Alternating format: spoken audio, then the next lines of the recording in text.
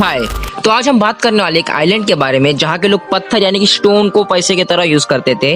और ये पत्थर कोई छोटे मोटे पत्थर नहीं थे, ये पत्थर कुछ इतने बड़े होते थे और इनका वजन हजारों किलो तक का होता था।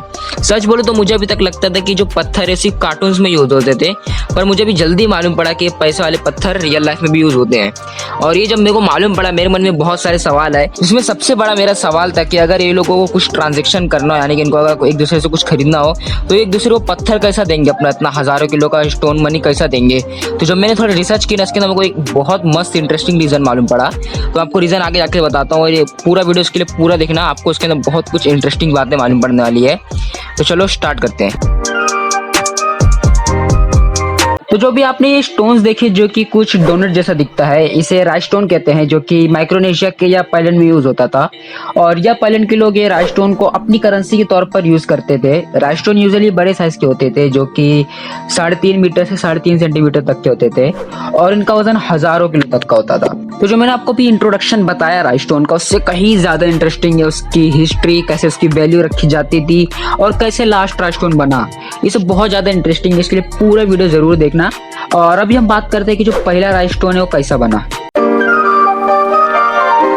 तो कहानी स्टार्ट होती है आज से 500 से 600 साल पहले, जब यह आइलैंड का एक सेलर अनग उमंग और उसके साथ साथी अपने आइलैंड से करीब 450 किलोमीटर दूर पलाव आइलैंड गए इन छोटी सी नाव में कुछ ढूंढने को।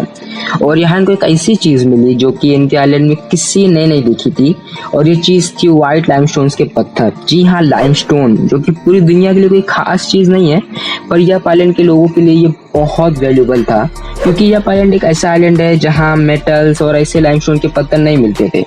तो ऑब्वियसली इनके लिए ये बहुत रेयर और वैल्यूबल था। और इसके बाद अनग उमंग ने अपने साथ साथियों को कहा कि हम ये लाइमस्टोन के पत्थर अपने आइलैंड ले जाएंगे। तो सबसे पहले अनग उमंग ने कहा कि इन पत्थरों को फिश के शेप में कट करो, पर ये शेप बहुत ज़्यादा शार्प था, इसलिए इन्होंने एक सर्कुलर शेप में कट किया और सेंटर में एक होल किया ताकि इसको आराम से लेके जा सके। और इसी तरह पहला राइस स्टोन बना। और फिर जो यह आइलैंड के लोग थे, इनको ऐसा लगा कि इनके पास भी कोई चीज होनी चाहिए जिसे वो पैसे के तौर पर यूज कर सके। और जैसे कि मैंने पहले ही कहा, यह आइलैंड में लाइमस्टोन नहीं मिलते थे, तो ये लोग जो लाइमस्टोन के पत्थर से जो राइस स्टोन बनाए थे, इनको अपनी करेंसी के तौर पर यूज करना शुरू कर दिए। और अगर हम बात करें राइस स्टोन की वैल्यू कैसे रखी जाती थी और इनका ट्रांजेक्शन कैसे किया जाता था, तो उसके पीछे बहुत ज्यादा इंटरेस्टिंग चीजें हैं। तो हमने ये तो देख लिया कि राइस स्टोन कैसे बनते हैं, पर अगर आप सोच रहे हैं कि राइस स्टोन की वैल्यू सिर्फ उनके साइज और शेप पर डिपेंड करती है, तो आप गलत हैं। क्योंकि राइस स्टोन की वैल्यू एक और चीज देखकर रखी जाती है, और वो है कि कितनी डिफिकल्टीज और परेशानियां फेस करनी पड़ी इन राइस स्टोन को पलाव आइलैंड से आइलैंड लाने को। मतलब जैसे कि ये स्टोन्स बहुत बड़े और भारी होते हैं, तो जब इनको ऐसी पतली सी नाव में लेके आते हैं, वो भी 450 किलोमीटर का डिस्टेंस समुद्र में ट्रेवल करके, और उनकी ट्रिप भी मिनिमम 1 वीक की होती थी, तो ऑब्वियसली ये बहुत चैलेंजिंग और डिफिकल्ट होता था।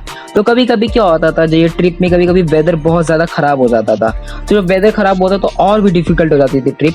तो इसमें जो कुछ लोग जो राशंस लेके आते थे नाव में बैठ के, उसमें से किसी की डेथ हो जाती थी कि वेदर बहुत ज्यादा खराब होता था। और अगर किसी की डेथ होती थी तो इस टाइम क्या होता था, जो राइस स्टोन है उसकी वैल्यू और बढ़ जाती थी। जी हाँ, थोड़ा सुनने में आपको अजीब लग रहा है, मगर ऐसे होता था। अगर राइस स्टोन लेके आते टाइम किसी की डेथ हो जाए रही है राइस स्टोन को लेके आते टाइम, तो वो राइस स्टोन की वैल्यू और बढ़ जाएगी। और एक और चीज से राइस स्टोन की वैल्यू बढ़ती थी, जो कि अगर कोई फेमस सेलर या कोई फेमस मशहूर सेलर राइस स्टोन को लेके आए, तो भी राइस स्टोन की वैल्यू बढ़ जाती थी। और कुछ ऐसे ही राइस स्टोन की वैल्यू रखी जाती थी। यहाँ मुझे मालूम है थोड़ा सुनने में अजीब लगता है, पर कुछ ऐसी ही रखी जाती थी। और अगर हम बात करें अभी इस ट्रांजेक्शन कैसे करते थे इतने बड़े और भारी राइस स्टोन्स के साथ, तो उसको समझाने के लिए मैं आपको एक सिनारियो दिखाता हूँ, जिससे आप समझ जाओ कि जो ट्रांजेक्शन कैसे करते थे। तो सपोज एक आदमी कुछ फ्रूट सेल कर रहा है और दूसरे आदमी को ये फ्रूट्स चाहिए, तो सिंपली ये जाएगा और फ्रूट्स उससे खरीदेगा और इसके बदले अपना राइस स्टोन उसको दे देगा। पर एक्चुअली वो उसके हाथ में राइस स्टोन नहीं देगा, बल्कि इसको ओरली बोलेगा कि मेरा राइस स्टोन आपका हुआ। तो उसको इसने ओरली इसके लिए बोला क्योंकि इतने बड़े और भारी राइस स्टोन को देना पॉसिबल नहीं होता और चांसेस ये भी कि टूट जाए, तो इसलिए इसने इसको ओरली बोला। और कुछ इसी तरह ये लोग ट्रांजेक्शन करते थे। ये अपना राइस स्टोन पलाव से लेके आते थे और वो एक जगह रख देते थे, और क्योंकि ये राइस स्टोन टूटे ना बहुत डिफिकल्ट होता था देना, तो ये ट्रेड सिर्फ ओरली करते थे। ओनर्स ओरली बदले जाते, तो जो राइस स्टोन एक ही जगह पर रहता था, और वो पूरे राइस स्टोन का वो रिकॉर्ड भी रखते थे कि इनका नया नया ओनर कौन बना। तो कुछ इसी तरह ट्रेड करते थे। तो राशनों की खत्म होने की शुरुआत 1871 में हुई जब एक Irish American David dean O'Keeffe या पायलैंड आया और उसने यपीज लोगों के साथ ट्रेड करना शुरू किया। तो ये ट्रेड में यपीज लोगों से कोपरा और ट्रिपांग लेता और उसके बदले ये यपीज लोगों को राशनों लाने में मदद करता। क्योंकि जैसा यूरोपियन है तो उसके पास बहुत से आयरन टूल्स, टेक्निक्स और एक बड़ी शिप भी थी जो कि यपीज लोगों के पास नहीं था। तो ये सब चीजों से हुआ क्या, जो राशंस का बनाने का प्रोसेस और लाने का प्रोसेस बहुत इजी हो गया, क्योंकि आयरन टूल्स की वजह से राशंस बहुत जल्दी और एकदम परफेक्ट शेप में बन जाते थे और उसकी शिप भी बहुत बड़ी होती थी तो उसको लाने में भी प्रॉब्लम ज्यादा नहीं होती थी। और इस सब एडवांटेजेस की वजह से क्या हुआ, जहां पहले ये पीस 0.5 मीटर से 0.9 मीटर के राशंस ला पाते थे, अब वो इजीली ओकीफ की वजह से 1.5 मीटर से 1.8 मीटर तक के राशंस ला रहे थे। और ये राशंस को लाने में सिर्फ डेविड डीन ओकीफ नहीं था, बल्कि इसके जाने के बाद और भी यूरोपियंस आए जो कोपरा और ट्रिपांग के बदले ये लोगों को बड़ी शिप्स और आयरन टूल्स इंट्रोड्यूस किए जिससे वो राशंस लाते थे। और इन यूरोपियंस की वजह से क्या हुआ, जो राशंस का साइज है वो बढ़ते ही चला गया और जो राशंस की वैल्यू घटते ही चली गई। क्योंकि जैसा मैंने पहले ही कहा, जितना ज्यादा डिफिकल्टी या प्रॉब्लम फेस करना पड़ेगा राशंस को लाने में, उतना ही ज्यादा उसकी वैल्यू बढ़ेगी। फर्दर क्या हुआ, जो राशंस का बनाने का प्रोसेस और लाने का प्रोसेस इतना ईजी हो गया कि पहले कहाँ यपीस खुद से एक या दो राशंस ला पाते थे, अब वो इजीली बड़ी शिप्स की वजह से बहुत सारे बड़े और परफेक्ट शेप के राशंस ला रहे थे। और तो और जहाँ पहले कुछ ही लोग जा रहे थे राशंस लाने, अब नहीं बहुत सारे लोग राशंस लाने लगे। और सब चीज से हुआ क्या, जो राशंस की वैल्यू इतनी घटती चली गई कि इवेंचुअली 1932 में आखिरी राशंस लाया गया जापान पर और उसके बाद कोई भी राशन नहीं लाया गया और इधर ही राशंस खत्म हो गए।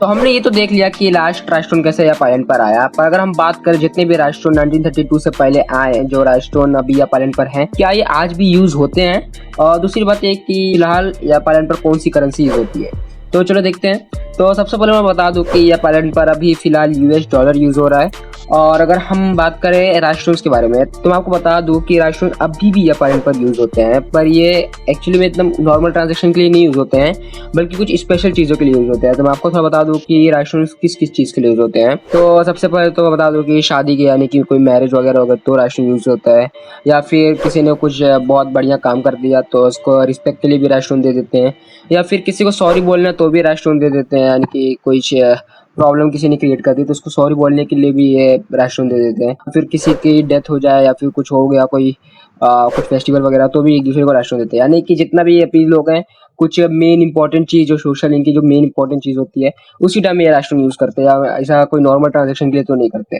तो यही कुछ था कि कैसे राशन अभी भी यूज होते हैं, और ये था पूरा आज का वीडियो। तो अगर आपको वीडियो अच्छा लगा तो आप नीचे कमेंट करके बता सकते हो, जितना ज़्यादा कमेंट करोगे इतना अच्छा लगेगा। अगर आपके पास कुछ कमेंट करने के नहीं तो भी आप कुछ भी कर दो चलेगा, क्योंकि इंगेजमेंट आता है इससे। और वीडियो अच्छा लगा तो ऑब्वियसली लाइक भी कर देना और सब्सक्राइब करना वो भी कर देना। तो बस आज के लिए इतना ही था।